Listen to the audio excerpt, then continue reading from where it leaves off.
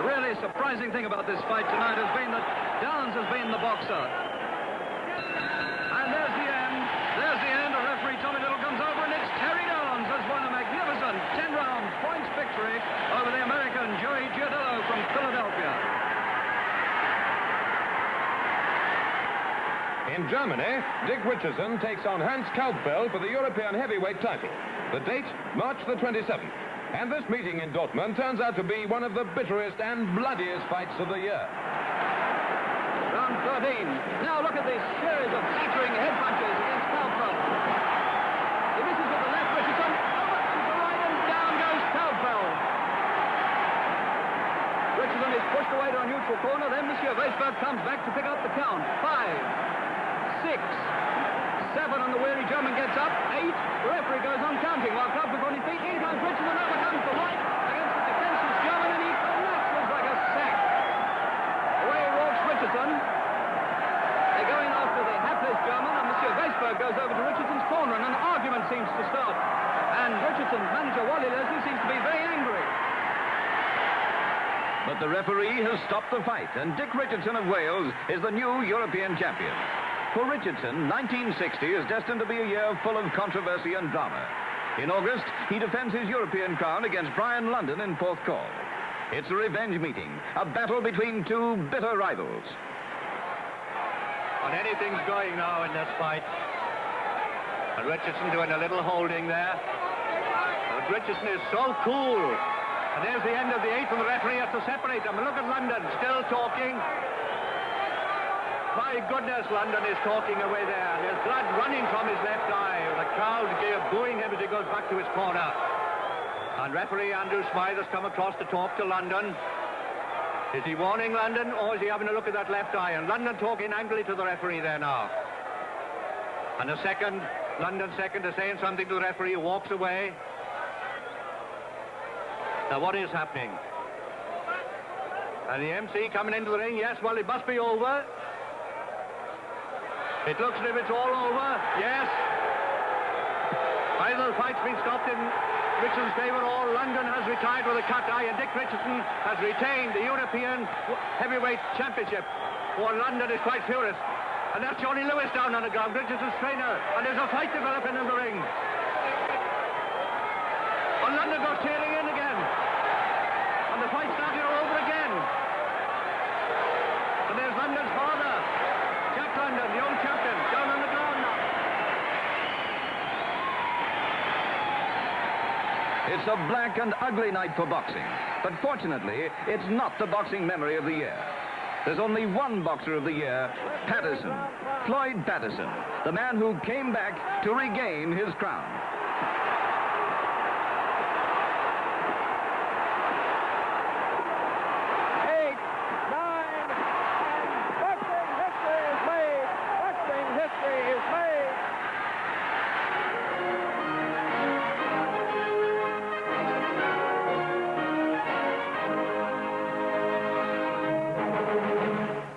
Well, now, America will see a Briton fighting for a world title early in the new year.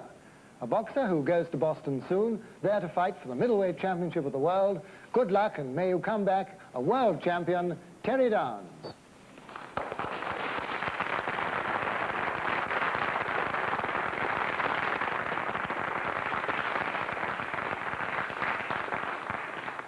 Well, now, it'll be 1961 before Terry Downs knows whether or not he is to be world champion. But in the past year, other Britons have confirmed that they are the best in the world. Motor racing, motorcycling, cycling, they all brought us world champions. But there's one world title which doesn't come to Britain, the World Speedway Championship. And the man who thwarts British hopes is Ove Fundin, the Flying Swede, who was world champion 4 years ago. Although he's chased hard by the reigning champion, Ronnie Moore of Wimbledon, Fundin sticks to the lead. A lead which is to make him once again a world champion.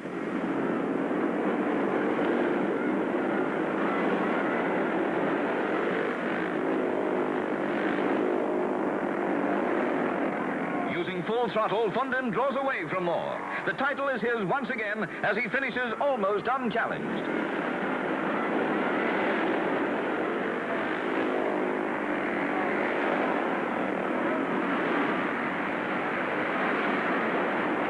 That's one title which goes overseas, and the crowd acclaim the new World Speedway champion, Ove Fundin of Sweden.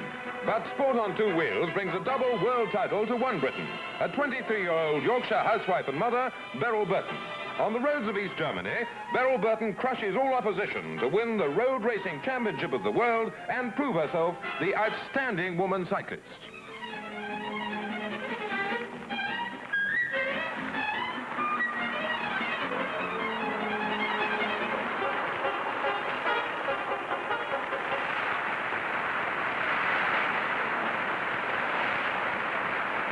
The year's cycling honours go to Beryl Burton. With 2 world titles to her credit, she dwarfs the deeds of Britain's men cyclists. But for the first time, a British team competes in the famous Tour de France, over 2,800 miles in just over 3 weeks. 2 British cyclists, Tommy Simpson, the lad from Doncaster, and the experienced Brian Robinson, finish the race. And both are acclaimed by the cycling-mad millions of France.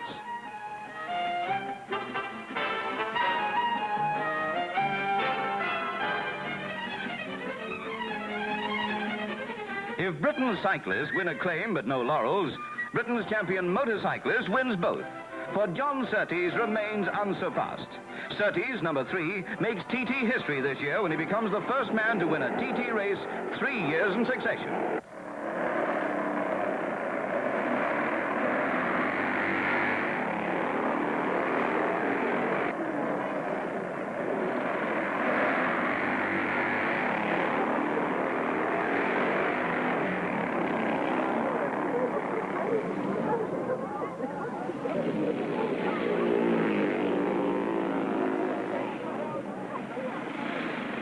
But this is only one of many Surtees triumphs. For the 3rd year running, he's a double world champion. There's nothing left for him to win in the world of motorcycling, so he turns to motor racing. He mixes the 2 sports, and Surtees makes a new name for himself. Experts acclaim this new and fearless driver as a future world champion.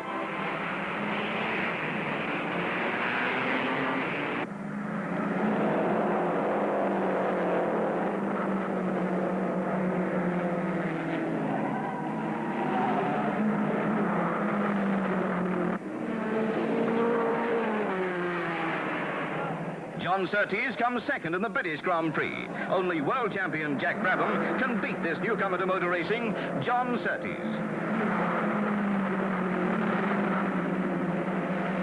In one season, Surtees drives into the headlines. But the man who's never out of them, Stirling Moss, has a season of misfortune.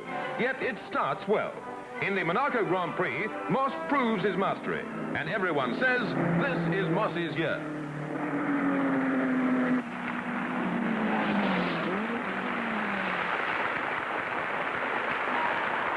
But 3 weeks later, Moss has a brush with death. He crashes at 140 miles an hour while practicing for the Belgium Grand Prix. His injuries are serious. It's feared that he'll never drive again. Yet this miracle man is still news. Within weeks, despite 2 broken legs, he's back on his feet.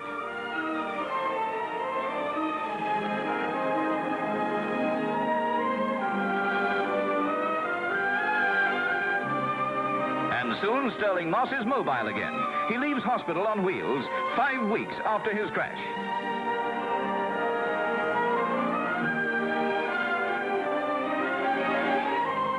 Less than 2 months after the crash, Stirling Moss is back on the Grand Prix circuit. He races in the Portuguese Grand Prix.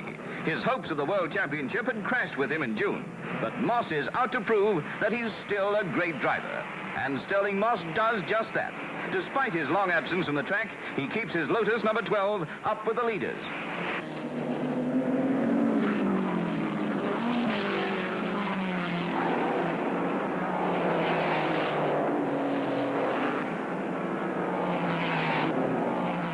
Moss shows that his skill and dash are still with him, but so is his jinx. And once again, he's dogged by mechanical troubles.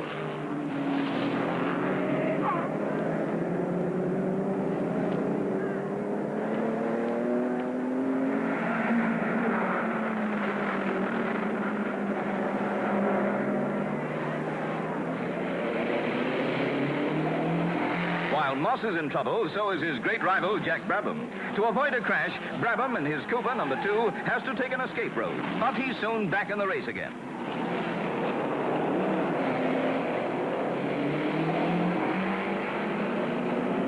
From then on, Brabham sweeps into the lead and stays there, driving his Cooper Climax at an average speed of 109 miles an hour.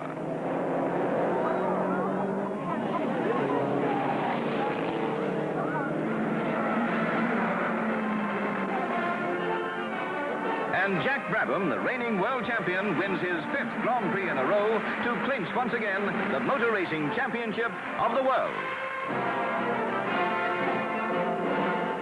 Here, in person with us tonight, is Jack Brabham, another Australian world champion now living in Britain. Congratulations, Jack, on winning the Motor Racing World Championship 2 years in succession. What's been your outstanding memory of this year's racing? Well, Peter, we've had plenty of outstanding things happen to us this year, and I think the most outstanding race that we've had is probably at Reims this year, when we had a terrific dice with the Ferrari team, which all the critics before the race said this was the Ferrari circuit. Ferraris must win this race, and to finish up on top of that race was quite a thrill to us all. Well, now, noticing that film we've just been watching of the Portuguese Grand Prix, it looked pretty dicey when he went off the escape road. What actually happened? Well, as a matter of fact, that was probably our diciest moment of the season, because that could have won or lost me the World Championship at that particular point, and it was Dan Gurney that was actually alongside of me in the braking area for that particular corner, and I found myself forced over onto the tram lines in the middle, and I thought I was going up to the tram terminus, as a matter of fact, when I had the brakes on, because it didn't look like stopping, and I just managed to get in behind him and avoid the accident and go on and continue on the race. It looked a very close thing. Now, what about your plans for next year under the new formula? Well, as far as the new formula is concerned, there's been a lot of controversy over this new formula, of course, and it looks like we're stuck with it, and we're going to continue next year racing with this 1500 formula that's been introduced, and I'll be driving with the Cooper team again as usual. Jolly good. Good. Well, congratulations again on winning the championship, and we'll look forward to watching you next year. But now, I want you to join with me the rest of the Cooper team. Jack Brabham's fellow driver, Bruce McLaren, the New Zealander, who's second in the World Championship. Race director, John Cooper, the technical wizard behind the team. And, of course, the race mechanics, Noddy Groman and Mike Barney, who are so vital to the success of any motor racing team. Well, now that you're all together, I can reveal why we've asked you all to be here this evening. It's to the Cooper car racing team goes the Sportsview Team Award of 1960. The first time it's been presented. For the second year in succession, Cooper cars have swept the board in the World Motor Racing Championship and won the Constructors' Prize. So if world champion Jack Brabham will forgive me, since I think he always seems to get the prizes, the Sportsview Team Award is going tonight to the man behind the team, John Cooper. Congratulations.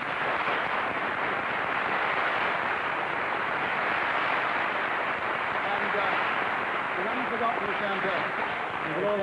On behalf of my team, I'd like to thank Sportsview for this wonderful gesture, and I only hope we can do the same next year. Anyway, we'll have a go. Back.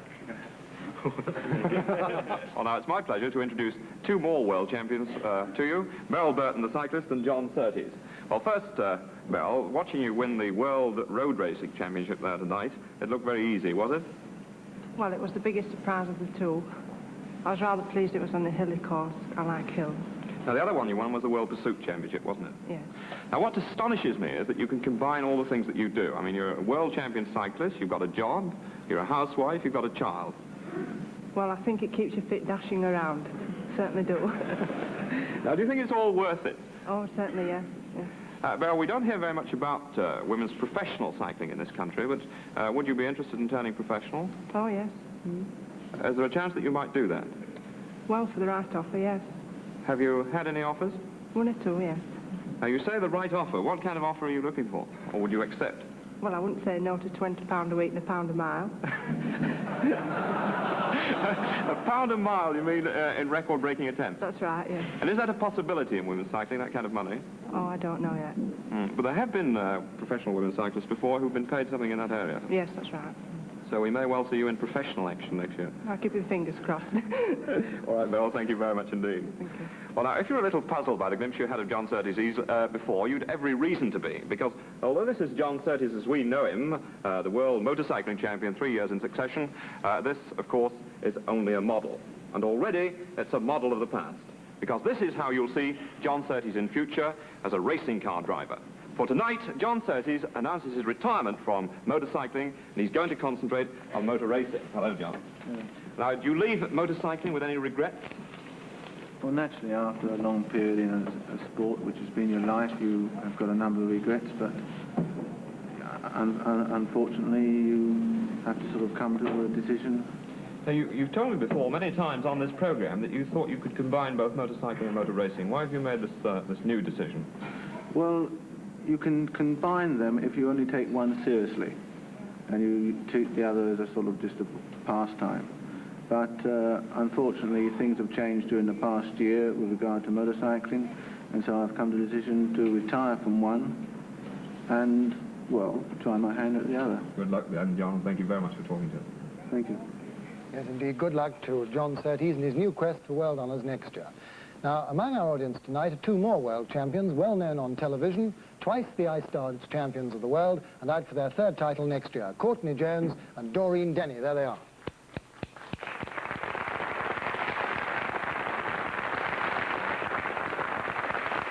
Successive final is 21-year-old Rod Laver. But the young Australian is giving away years of experience to his countryman, Neil Fraser. Fraser is playing in his 7th Wimbledon, but he's yet to win the championship. Now he's 2 points away from the greatest prize in tennis.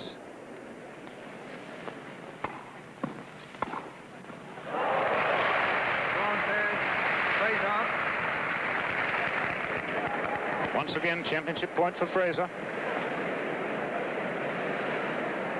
5 keys.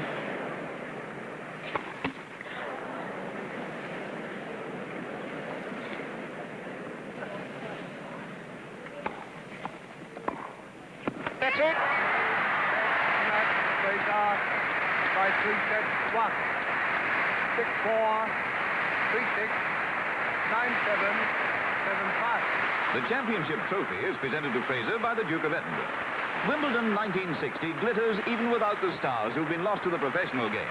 But the shadow is still there. Could this be one of the last all-amateur Wimbledons?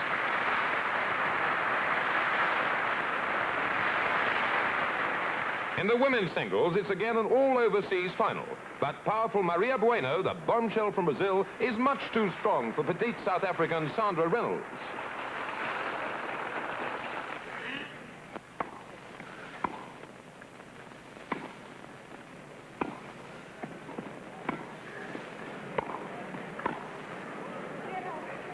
That's it.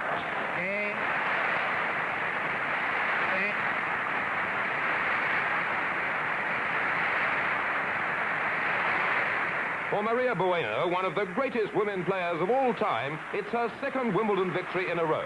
Her grace, precision and power make her the outstanding personality of the championships.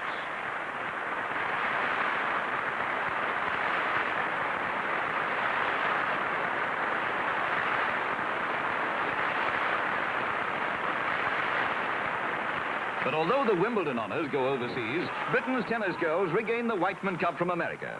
Success comes at dusk in the final match. A doubles between Janet Hobbs and Dorothy Node, and Britain's Shirley Brasher and Christine Truman. Shirley Brasher to Mrs. Node.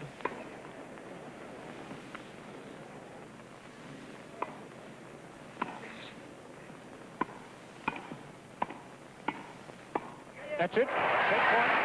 Match point.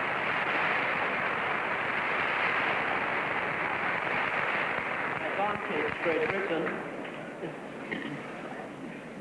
Match point once again.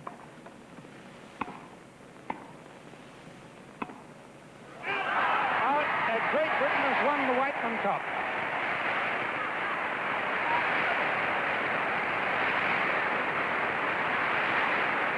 Britain's girls make the 1960 Whiteman Cup an event to remember. Few gave them a chance of success against the experienced Americans. But for once, a British tennis team was prepared to fight to the last point.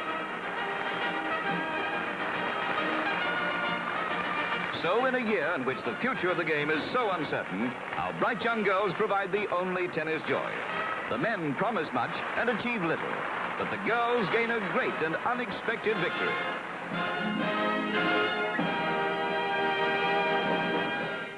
And we welcome in our audience tonight one of the girls who gave us that victory in the Whiteman Cup for Britain, Christine Truman.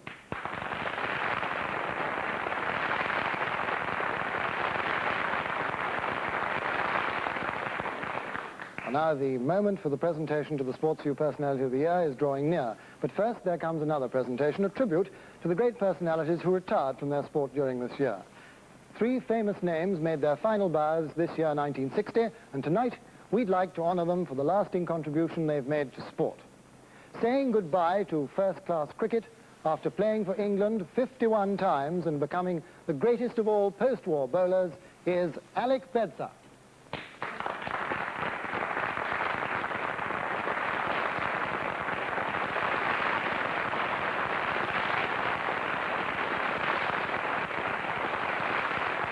Bidding farewell to motorcycling after being 6 times motorcycling champion of the world is Jeff Duke.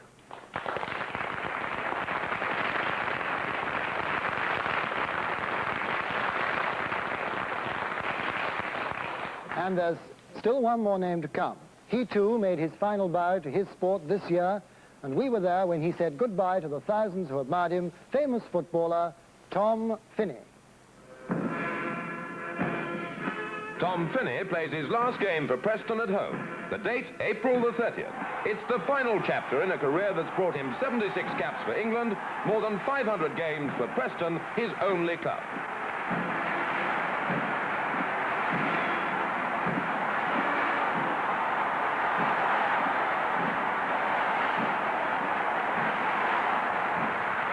A giant is lost to football.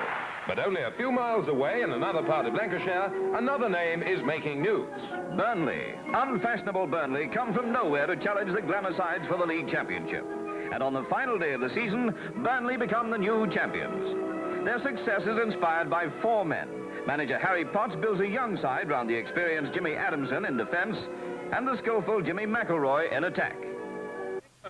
Showpiece, the FA Cup final at Wembley. Wolves' power play brings victory over Blackburn.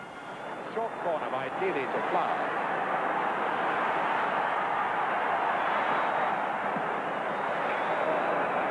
Not offside.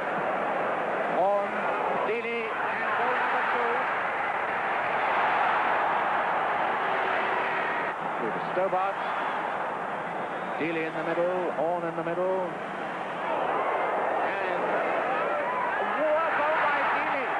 3-0. That's the final score. And though many cheers are for Blackburn, who play half the match with 10 men, the cup goes to Wolves. The Midlanders, league champions the last 2 years, have missed the double by a single point. 1960 has its sensations off the field. For the first time, footballers are prepared to strike. No longer are players content with £20 a week when they themselves cost big money. When Dennis Law signs for Manchester City on March 15th, he becomes the most expensive player in Britain, valued at £53,000.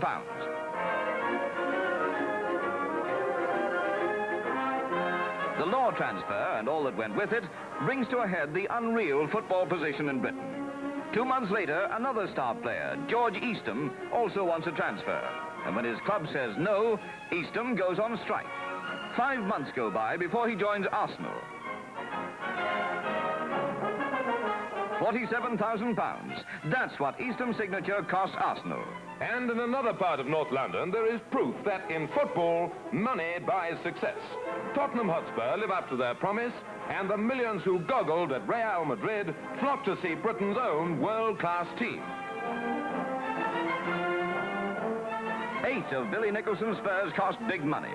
Skipper Danny Blanchflower, £30,000. Dave Mackay, £30,000. Bill Brown, £18,000. Cliff Jones, £35,000. And centre-forward Bobby Smith, £20,000. These are 5 of the Spurs who start the season with 11 straight wins, an all-time league record. On the way to that record, Spurs trounce football's other Bank of England team, Everton. 5 minutes left. Everton are 1-0 down. And the crowd unsatisfied. They want another one, and now the excitement's mounting. Dyson to White, and are they going to cheer a second one? Smith's in the middle, and White can get it across. There's Smith for the second.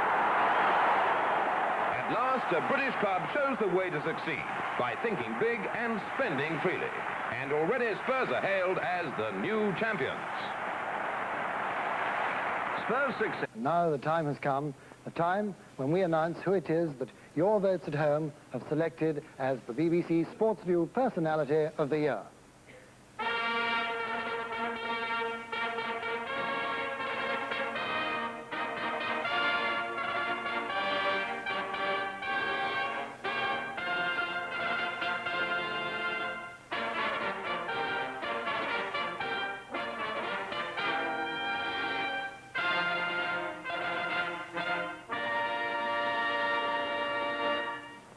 We're very pleased to have with us tonight Lord Brabham of Tara, who's kindly agreed to present the trophy this year to the winner.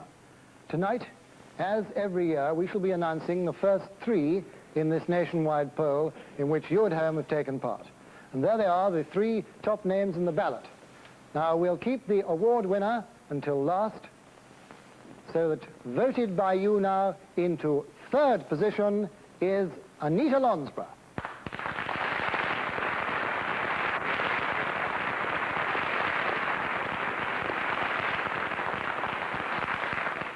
Your votes at home placed 2nd, Don Thompson. Your votes at home placed 2nd, Don Thompson.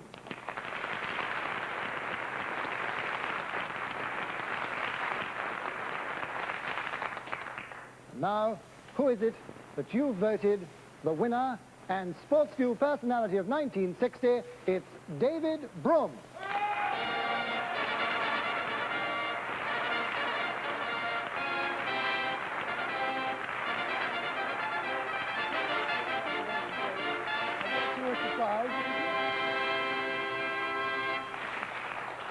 Well, congratulations, David. And now, Lord Brabham, may I, sir, please ask you to present the trophy.